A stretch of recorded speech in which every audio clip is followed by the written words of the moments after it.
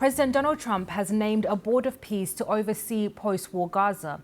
Sir Tony Blair, private equity boss Mark Rowan, and the US President's son-in-law Jared Kushner will be among its members. The names also include US Secretary of State Marco Rubio, US Special Envoy Steve Witkoff, World Bank President Ajay Banga, and a US National Security Advisor Robert Gabriel. All members will oversee Trump's 20-point peace plan for Gaza. Our North America correspondent David Willis has the latest. A former envoy to the Middle East, Sir Tony Blair's appointment to Donald Trump's Board of Peace is nonetheless controversial.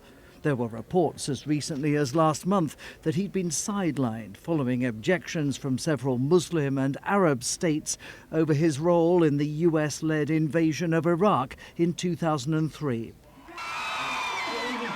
The release of Israeli hostages held by Hamas marked the first phase of Donald Trump's plan to end the conflict in Gaza. Phase 2 involves cementing a fragile ceasefire and rebuilding a territory devastated by more than 2 years of war, overseen by this new Board of Peace.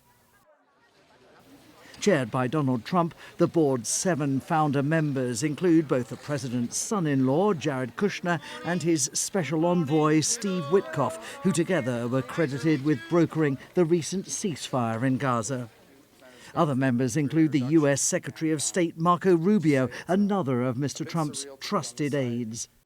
On his Truth social media platform, the president called it the greatest and most prestigious board ever assembled at any time. Yet conspicuous by their absence are any Palestinian or Arab names. The White House has said additional appointments will follow. From the ruins that now constitute Gaza, Donald Trump has talked of creating a Riviera-style resort destination. Yet the territory's immediate future remains deeply uncertain.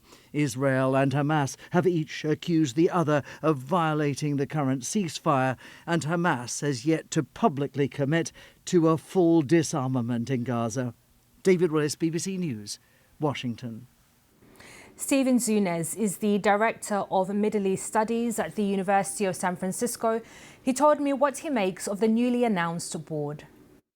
Well, it seems that it includes a number of people who aren't exactly considered objective personalities when it comes to Israel-Palestine. We've had Jared Kushner, who has talked openly about ethnically cleansing the territory and because of the valuable resort property. You have Marco Rubio, who has steadfastly opposed a two-state solution, believe all the land belongs to Israel, has even supported the settlements. And of course, Donald Trump himself, who's used that's Palestinian as a pejorative against political opponents and the like. And so I think given that you're not going to have any Palestinians on this committee, and they did not turn it over to the Palestine Authority, which is the recognized government of Palestine by 157 countries, I'm afraid many Palestinians across the political spectrum will see this as kind of a neo-colonial setup. Do you think the board will have the confidence of some Palestinians, Arab leaders, and crucially Israel as well?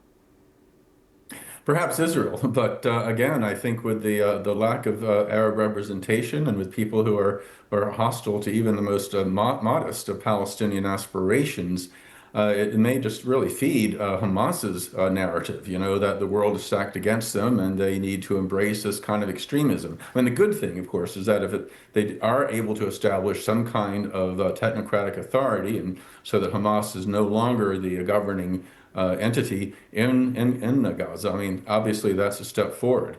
And if it also inhibits Israel from its ongoing violations of ceasefire, that's obviously a positive thing as well.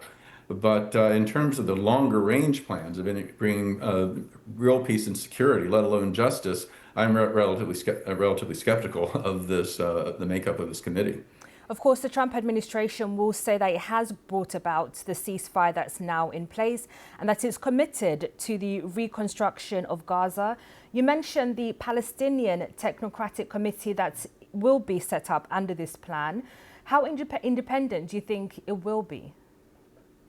it's hard to say. I mean, Trump very much likes to control things. He has his own vision, and he's been not very supportive of any kind of Palestinian self-governance.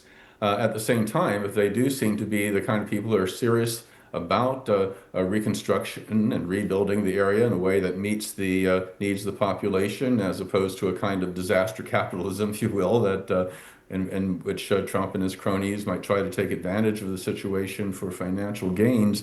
Yeah, I think it could move things forward because people are desperate right now.